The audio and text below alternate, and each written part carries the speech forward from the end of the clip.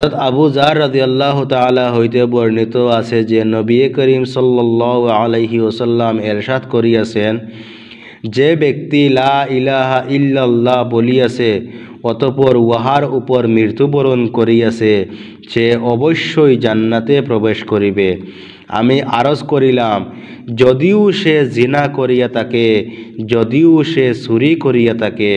তিনি ইরশাদ করিলেন, হ্যাঁ, যদিও সে জিনা করিয়া থাকে, যদিও সে চুরি করিয়া থাকে। আমি পুনরায় আরজ করিলাম, যদিও সে জিনা করিয়া থাকে, যদিও সে জিনা করিয়া থাকে। তিনি ইরশাদ করিলেন, যদিও সে জিনা করিয়া থাকে, যদিও সে চুরি করিয়া থাকে। আমি আবার আরজ করিলাম, যদিও জিনা করিয়া থাকে, যদিও সে চুরি করিয়া থাকে।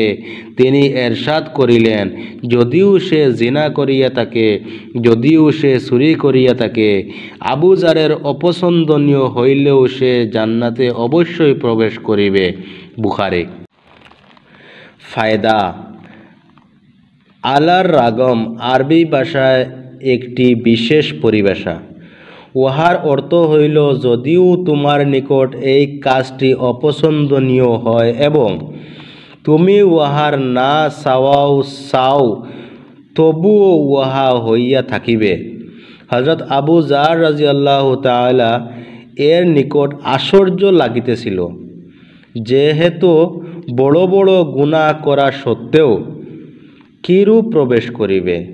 যেহেতু ইনসাফের তাকাজা, সাল্লাল্লাহু আলাইহি ওয়াসাল্লাম তাহার আশ্চর্যবোধকে দূর করার জন্য বলিলেন, চাই আবু জারের যতই অপছন্দনীয় হোক না কেন, সে অবশ্যই জান্নাতে প্রবেশ করিবে। এখন যদি সে গুনাহ করেও থাকে, তবে ইমানের তাকাজা অনুযায়ী তওবা ইস্তেগফার করিয়া গুনাহ ক্ষমা করাইয়া লইবে।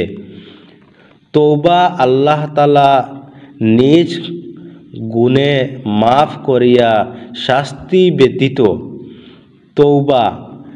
উলামায়ে একরাম লিখিয়াছেন, এই হাদিস কালেমা লা ইলাহা ইল্লাল্লাহ বলার অর্থ পূর্ণ দ্বীন ও তাওহীদের উপর ঈমান আনয়ন করা এবং উহাকে অবলম্বন করা।